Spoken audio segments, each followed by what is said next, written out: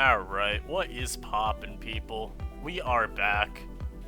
And yes, it has been... it's been a little bit of time. At the end of the video, I'll tell you why. But, for now, let's talk about positive things. The VR! As you can see right here, this is the first Post-Glastrier VR update.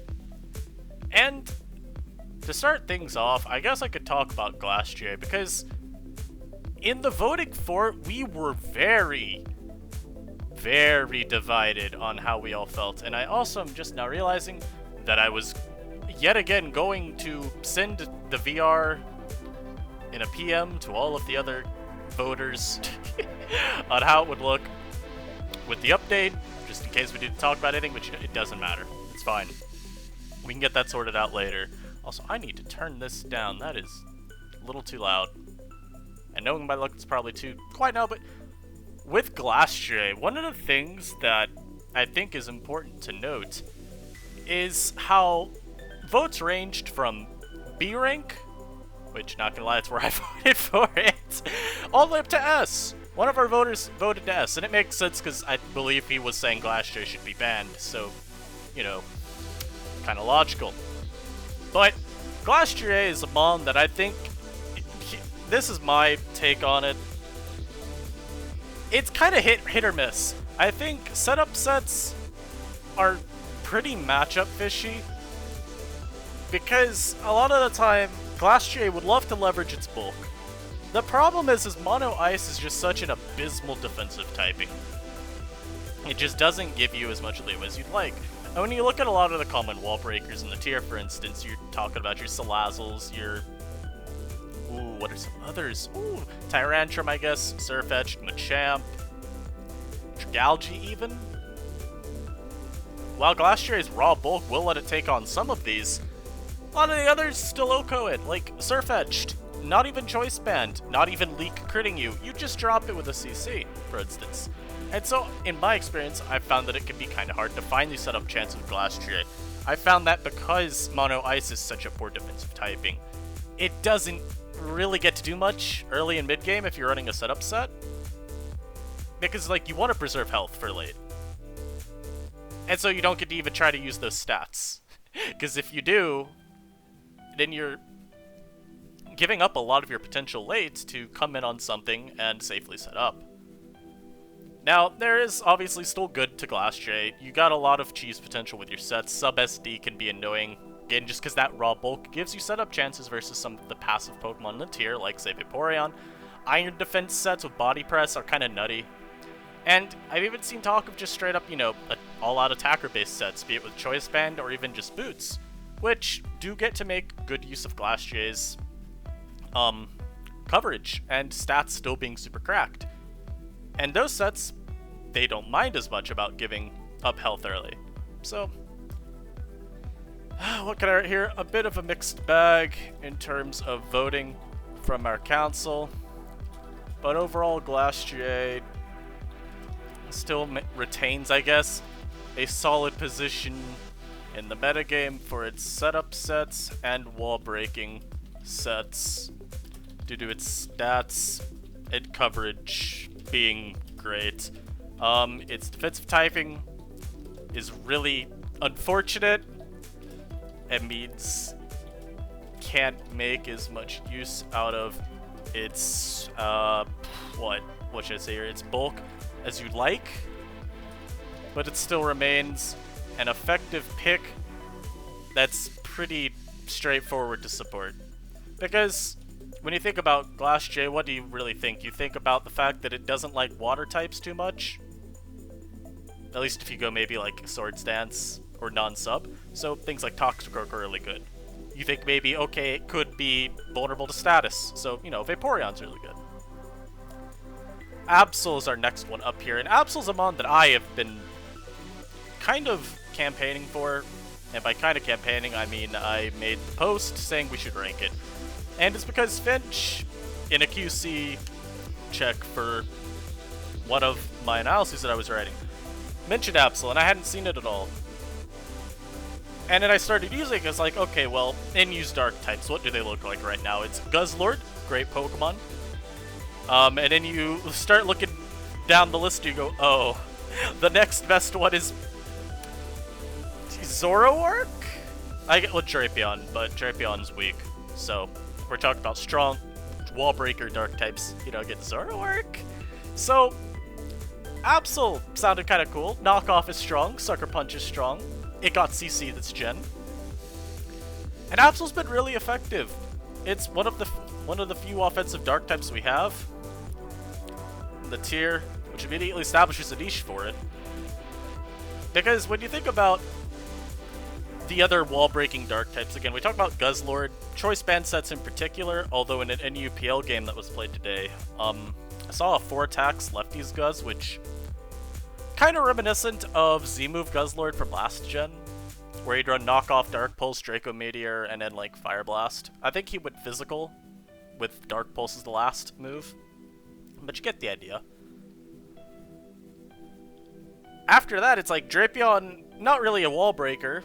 Sword Stance helps it, but it's more of a...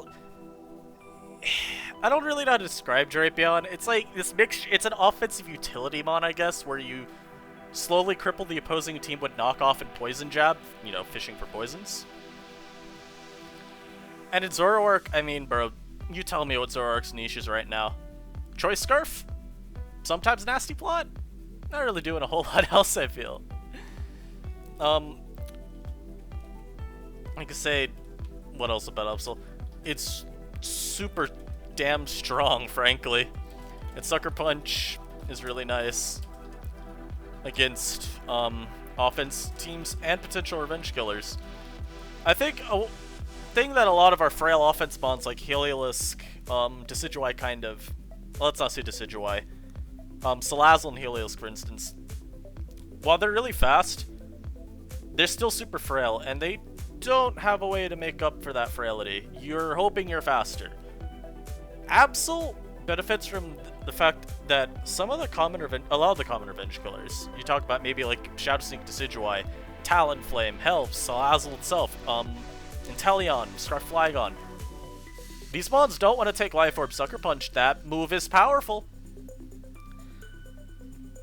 And, like it says, being stonewalled by fairy types, assuming no Iron Tail, because I think SD is probably the best last move. Iron Tail's just, I really don't like it. I don't think it's very consistent, just due to accuracy. Can't be tough. Stab knockoff, plus close combat, can break through mini teams quite easily. And then we get a little Eggy, another mon that, while I did, you know, make the post for, I'm not going to take credit for. I believe it was Mary Berry suggesting a little Eggy in a chat once where she was like, yeah, this mon's, surely it's viable, right? And in my experience in test games using it, I would say yes. Much like SMNU, Alolan Executor is just still a ridiculously hard one to wall. It's still really hard to wall. Because you get Stab, Leaf Storm plus Draco, and then you have Flamethrower. And the nice thing, I've been running Synthesis 3 attacks with Life Orb, so you even get to consistently make use of the defensive utility that Eggy does offer, which is mostly pivoting in on like Scalds and Earthquakes from the likes of, say, Vaporeon, Mudsdale, Flygon. Flygon a little riskier because U-turn plus, well, it's a Dragon type. But you get the idea. Stab Draco Meteor hurts like a motherfucker. And its coverage is just a really good complement.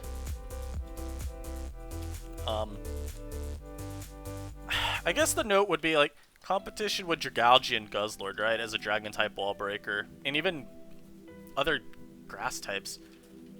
Let's not write that one again. A Decidueye is obviously a detriment to it, but Synthesis could sort of... Synthesis plus raw power, I guess I would say, helps set it apart from those few. Because Dragalge's got adaptability, but generally isn't running like super offensive spreads, in my experience. Decidueye, it's also pretty strong, but I mean, Alolan Executor has its special attack stat is higher, which makes it stronger. And of course, Guzzlord, I mean, bro, it's base attacks 101. That's not... It's not a world beater. Good. More than usable, but good. And then we get to Scrafty. Now, Scrafty's funny because we had just unranked it, but then we re-ranked it right where it was. Welcome back. Welcome back, I guess. Dark types are a luxury is a big thing.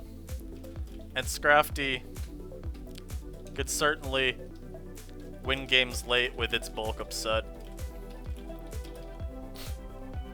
Because when you think about it, what's stopping Scrafty? Fairy types and not a whole lot else. Talonflame doesn't even always run Brave Bird, and even if it does, it's quite bulky. Scrafty with a bulk up is not taking much damage from T-Flame. And I even theorized maybe something with like DD3 attacks with a Cobra Berry could be even okay. So you set up that one time, your natural bulk still going to be generally enough for a lot of the other Avenge killers, but hey. Cobra Berry, that's the Flying Resist Berry. Hey. Hey. Just get rid of the fairy types first. And Quillfish is next up. Now, this should be pretty straightforward. NU lost both Golisopod and Roserade in the tier shifts from this month. Also, I just realized we get tier shifts tomorrow. Probably nothing going to be interesting from them, but hey, maybe something drops. Anyhow, as a result, NU's been very devoid of spikers. It's been Garbodor, and then what else? Well, apparently that what else is Quillfish. So what can I say here? After losing... Oh, what's that guy called again? Golisopod, I already forgot. Roserade earlier this month. NU has had to resort to some other spikers. And Quillfish is more than serviceable. It can deter things like Surfetched pretty decently. Obviously, you can't actually do anything with Intimidate, but Quillfish is really fast, so you can outspeed even Jolly Fetched pretty decently. Bother it with Helmet, potentially like Scald Burn it, maybe even just Pain Split stall it for a little bit. Being able to bother many physical attackers, like Surfetched, and even Copper Raja. Like, Copper does not beat you. And I mean, against the common hazard removers, you aren't really that great off, but you beat Talonflame. I don't know if I'd say you beat Talonflame, but you're not bad into Talonflame, which is good. Uxie's next. Now, this is a mon that I hadn't used, so I needed to consult the people that voted to rank it. And the idea was, and this does also match what the nomination post said for it, good utility. Pokemon with useful moves like U-Turn, Stealth Rock, that's how you spell moves. Like U-Turn, Stealth Rock, Knock Off. I think it even gets Thunder Wave. Stealth Rock, etc. And I believe I also saw someone say like Sub-CM also has potential. Sub-CM sets also have some potential, a la Cresselia, albeit worse. Because, you know, Uxie doesn't have reliable recovery, whereas Cress at least had Moonlight, which semi-reliable. And, well, semi-reliable why? Because Hail was definitely prominent near the end of Cress's stay. Now we get to the Rises, and we're actually adding in an S-. VR Council was pretty much fully on board with this. And the two mods that we have going up to S- right now are Rotom, Mow, and Salazzle. Although we also saw some support for Flygon and Talonflame, so maybe those will go up soon. And the reason we did this was pretty much Copper Raja is acknowledged by most people as just by far the best mod in the tier. It supplies so much support to teams regardless of set, and frankly, Assault Vest Copper Raja is borderline broken. It doesn't have many defensive answers at all. A lot of people, I feel, rely on just pivoting T-Flame in on a Heavy Slam or Power Whip and getting the burn. That is a lot of counterplay to AV Raj, I feel, and while that's justifiable, well, that said, you know, AV Raj very easy to pair with, say, a cleric like Diancie. You commonly see it with Wish support from Vaporeon or Sylveon. It's a good mod. But we still felt like Rotom, Mow, Salazzle, and again Flygon T-Flame deserve some recognition. So, Rotom C is legit unpunishable at times. It's Volt Switch is hard to block, bro. Leaf Storm plus, what's it called? Oh, also I just said it is. Leaf Storm and Will-O-Wisp make it really problematic. It's super hard to block because of the threat of Leaf Storm and Will-O-Wisp. And also because most teams are like using Flygon as a Volt blocker, well, Leaf Storm is a lot, even to bulkier Flygon. And obviously Mudsdale, have fun playing the lottery! Gastrodon wasn't, you know, a world beater either with blocking Rotom-Mo's Volt Switch. Because, you know, that gets ultra cooked by Leaf Storm, but at least it was a Volt deterrent, man. And I guess we could also mention, and it's set versatility between like choice. You got like Choice Scarf, Defog, Nasty Plot, etc. Like that also further contributes to how good this Pokemon is. It's also Earthquake immunity, which, you know, people kind of just acknowledge is a must on every team. Now we talk about Salazzle. It's still insanely effective in a metagame where Vaporeon sees significant usage. It's just generally because Salazzle's super good at punishing teams with status and knockoff. It's really good at slowly winning games with Toxic plus knockoff. And all variants of Nasty Plot are really good. I guess we could elaborate here. Dragon Pulse, Toxic plus NP slash Encore, I guess we should specify. Encore isn't super common, but it is kind of cool for disrupting some stuff. See great success. And then, of course, Subtoxic is also still unfair. I mean, you see subtext, some people run Gigalith because fine enough mon, and you could run Rock Blast pretty easily there. But damn, man. So this set's not fun. Stop running it. I don't want it. It's even worse than their Subtoxic Protect, bro. It's actually just unfun. Alright, next rise, Bronzong. So, big thing with Zong lately has been Heat Proof rising up. And what Heat Proof does is it means that you check Copperajah a lot more effectively. Heat Proof Bronzong rising led to it being a much more effective answer to foes like Salazzle. That's not how you spell foes. Foes like Salazzle and Copperajah. And it also gives you a better T-Flame matchup. It's still a great Dragon Resist, it's a great Fairy Resist, especially with offensive Sylveon variants rising up. But because of how good in-use pool of ground amines is, this set has a lot less opportunity cost to it than it has in like maybe other metagames where Bronzong's existed. And again, having effective answers to foes like these is really good.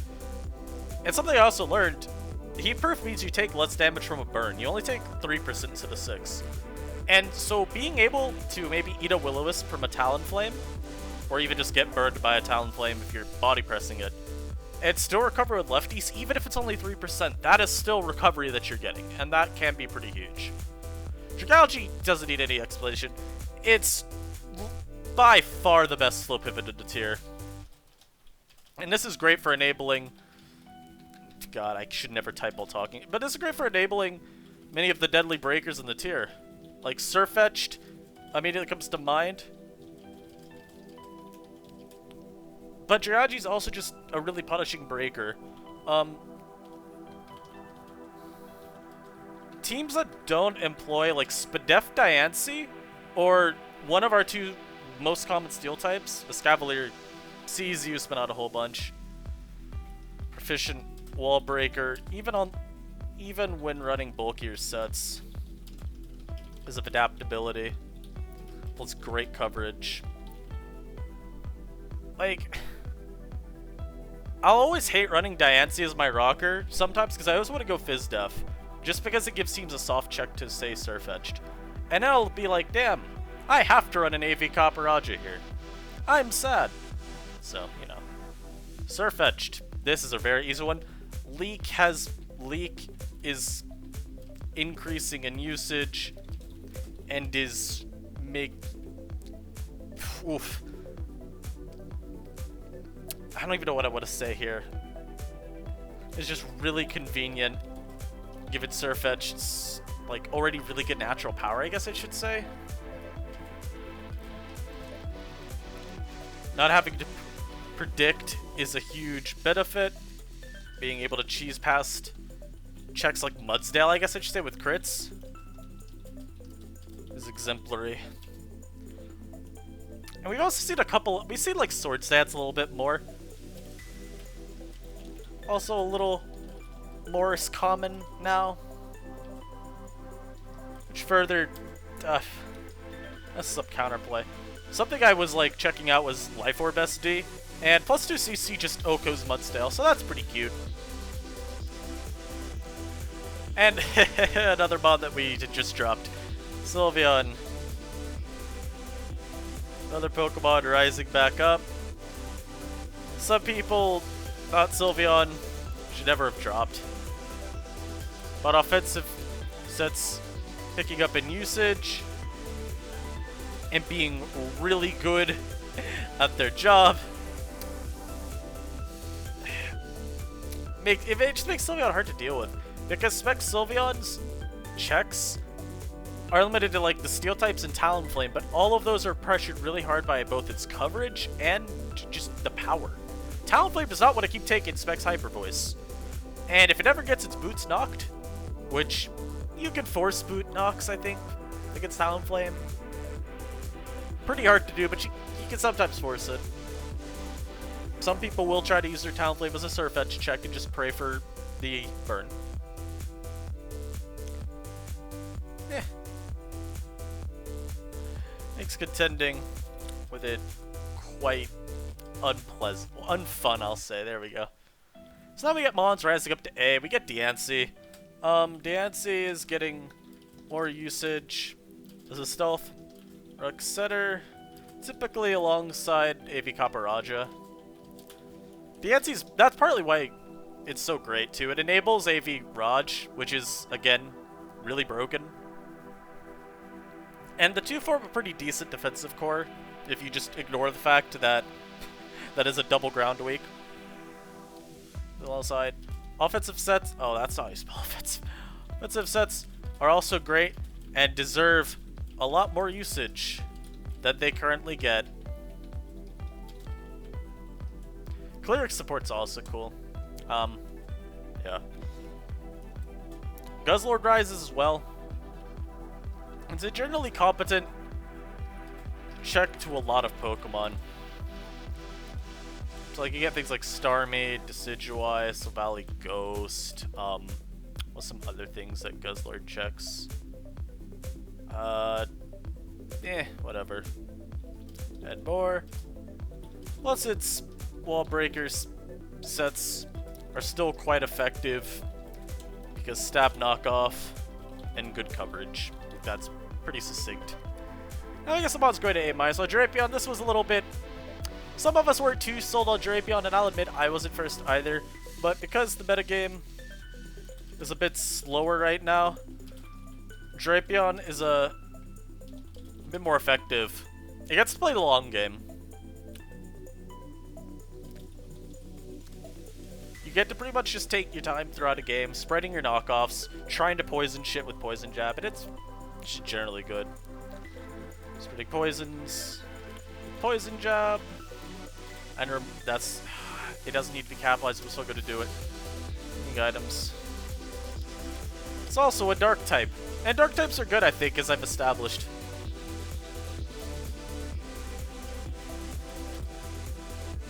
There we go, give a little smiley in there. Croak to A-. Now, if you've read my posts or just kept up with me in the room, you'll know one of the things. I am super against the Vaporeon hype, at least in terms of people saying it's either the best Mon, which is by far... Oh, you play a different metagame than I do. You just do. This is not the same tier. But I think a lot of people aren't exploring all the options to deal with Vaporeon. And that's partly why we're raising Croak. Vaporeon hype? God, how do I type Vaporeon? Okay, Toxicroak time. That's really it. Vaporeon, historically, by say historic, I mean like the last gen, SM, and even this gen, it always, at some point, gets an insane amount of hype because it's a really annoying mon to take out.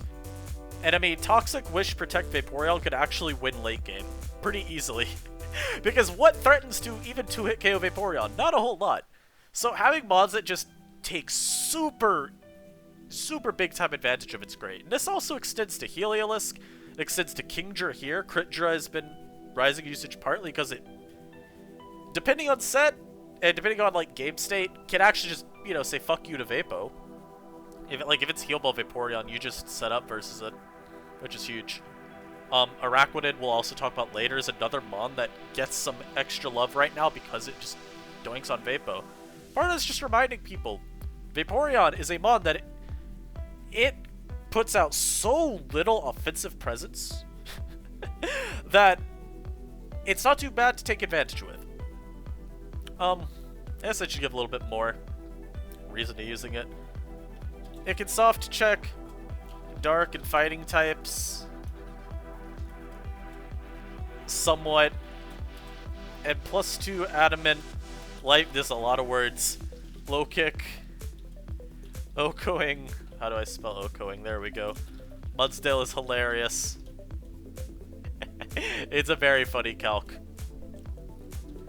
So here's what we're saying for Exploud. Balanced Boom Burst does lots of damage.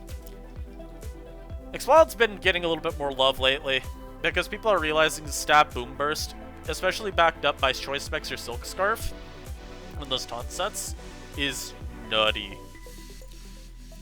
Even resistant Pokemon like physically defensive Bronzong, I need to specify, could take nearly 40%, which is insane. Taunt sets also are great at bothering foes like, say, especially defensive Mantine, which I think, well, not too common. Okay, good. I stopped doubting because I knew Mantine was voted to drop, but I needed to check to make sure that I didn't forget. Bro, looking at the spreadsheet and having to make sure I get all the mons that are shifting around under the post is so annoying. Meow, Kingdra. My campaign to make Kingdra S-rank continues. It's another great example of a Pokemon that can exploit high Vaporeon usage, and it has actually insane late game potential comparable to Shell Smash Blastoise. That's Critdra said. Focus Energy plus Agility Kingdra actually has so little counterplay late game. It's really limited to like Vaporeon getting a Toxic off on you, Spadef Mantine trying to stall you out of Draco Meteors, Vaporeon even trying to stall you out of Draco Meteors. And I mean also just like not letting it use both setup moves, which is pretty fair. Kingdra's not a very strong move if it, or very strong Pokemon if it cannot get that Focus Energy off. And if it can't get the Agility off, then it's, you know, pretty easy to revenge kill. Its bulk ain't that great. It has a little bit of defensive utility, but not a whole lot. Taurus is another mon that's just been picking up a lot lately. Lots of hype behind Taurus. A lot of it's just because its coverage plus general power, not great, but sheer force, you know, because of coverage plus power plus speed tier, making it really annoying to contend with. It's great at all states of the game. You can go on those spikes-based teams and really try to make Taurus annoying late game, because normal type Wall Breaker plus spikes has just kind of been an established part of NU for several generations at this point. I want to say dating all the way back to Gen 4 even, because I think I have a couple of teams with like Taurus with, say, Cacturn or something. Great all states of the game, and just generally easy to get mileage out of. It also helps that like defensive answers to Tauros aren't particularly great.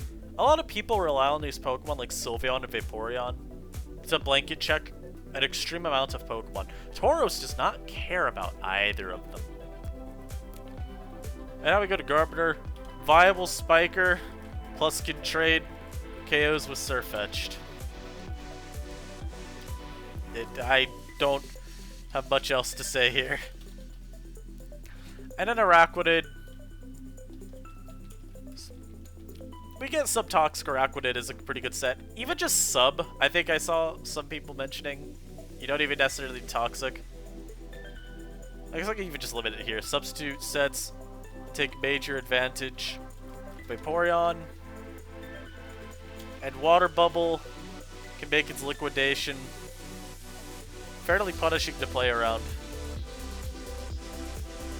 The big thing with subsets is because you don't care, or Araquanid in general. Water Bubble means you can't ever be burned, so you always switch into Vaporeon's Scald. And because of how much HP Vapo has, you're healing so much with Leech Life. It's not doing anything to you. It also has enough natural special bulk, I could include this, to contend to sort of check Blastoise, which is nice. I think +2 Dark Pulse. I think you even have a chance to take like +4 Dark Pulse, like avoid a 2-hit KO, which is epic. And now we're finally to the drops. Excellent. Only 31 minutes in, and I still have like 10 Pokemon to talk about. Although Tyrantrum. This might be a little contentious. Tyrantrum is like super hard to play around its Head Smash. Although Tyrantrum's Head Smash is legit one of the strongest moves ever conceived. Every team generally has several ways to deter the dinosaur from spamming its move. Because every team, again, pretty much every team's gonna have like a defensive Flygon or a Fizdef Bronzong or a Mudsdale, or just several like wall breakers that if it locks in a Head Smash, it's letting in for free, and then you're like staring down the face of maybe a Surfetched or a Toxicroak, and that's just not good. What else do I have to say here? As again, even in my experience using like Choice Scarf, because people have mentioned it's like, oh, it's slow, well, run Scarf, you're still 2-King and everything. No, you're not! Scarf Tyrantrum sucks! I did 20 to a Mudsdale with my fucking Dragon move! Don't lie to me! Mudsdale's really bulky. NU definitely has a lot of pivots to make up for Tyrantrum's like defensive shortcomings. The Mon's typing is just not great. That means to compensate for Tyrantrum's defensive shortcomings and help it get, oh, not a double space, get it into play, but it still falls short compared to the others. Because when I think about Tyrantrum, my first question is, why am I using this over literally any other breaker? Be it AV Raj, be it Surfetch, be it Spec Sylveon, hell, be it CB Flygon even. I just feel like Tyrantrum doesn't give you as much. There's not a whole lot of reason to use it, I think, over the other ones. The next Mon we get to, another drop, is Vileplume. Vileplume's kind of been on the decline lately. Mostly because the meta just keeps introducing fighting types that it doesn't do an amazing job at checking. Vileplume can still check a good amount of physical attackers and deters pivoting those like Flygon really well.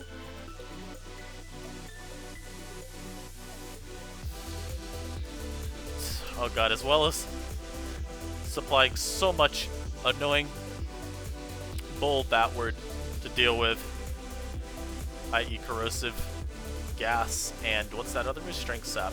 Like, Vileplume's a great annoyer. Effect Spore, corrosive gas, Sludge Bomb Poison, Strength Sap. Oh my god, it's annoying. But as the meta game has developed, its ability to just hard shut down entire teams has been left behind, I guess. It's just not the world beater it once was. Next up's Mantine. Vaporeon and Talonflame outclass it heavily as utility / defensive water and flying types. And it generally seems a lot easier to overwhelm nowadays. It's sort of like Vileplume, I guess. It feels like Mantine checks a lot less. I don't know. The Sylveon, we all see as a drop, hasn't managed to catch on too much as a choice Scarf user. Because you got all the other mons. Like, hell, Helios because the Scarf is good. You got Scarf. Yeah. Oh, I'm already forgetting what else I would say is a Scarf. Or Flygon. Just generally other fast Pokemon. Like Salazzle. Like Talonflame. Oh, Scarf and Teleon. That's a good one. Which is Scarfer. Yeah. I mean, I have a couple Passimian teams. Becoming a Talonflame's also annoying. Talonflame also sucks for it. Because you're pretty much forced to Rock Slide. And this means you're walled really hard by Fairy types. Be it Diancie, which you can't run, like, say, Earthquake or Iron Head for as easily. And since you can't run Earthquake, obviously Poison types also wall you. Like, you need Rock Slide to hit Talonflame. Which means Poison, Fairy types, just wall it forever. And that's not a big problem, because you can always knock off, you can always U-turn, and those aren't hard mons to take advantage of with teammates, but the dreams of SMNU Passimian CC cleaning late aren't really being found.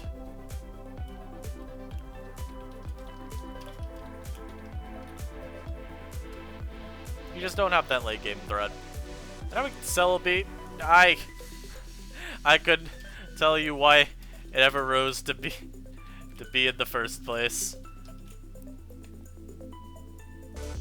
My bad. I had to pause that because someone needed me. Oh my lord, we're almost done too? Epic. So now we get to these C ranks, and I'm just gonna write here. Both of these guys are dropping for the same reason. Terrain's just not very good. Terrain teams aren't very common nor effective. At the end of the day, Terrain is a matchup-based offense team that is going to thrive in certain matchups because it's matchup-based and suck in other matchups because it's matchup-based. I feel like a lot of the time Terrain just doesn't have the tools to excel because, I mean, E-Terrain suffers from this less because Alolan Raichu is pretty competent under Terrain.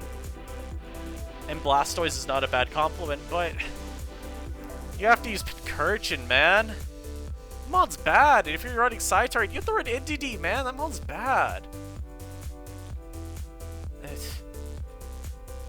They're, I guess I could say this, they're matchup-based offense teams that aren't very good at finding those dream matchups.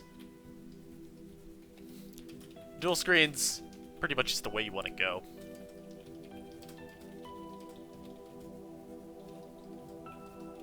Although, with what RU is looking to do with tiering, we might not have dual screens around for too much longer.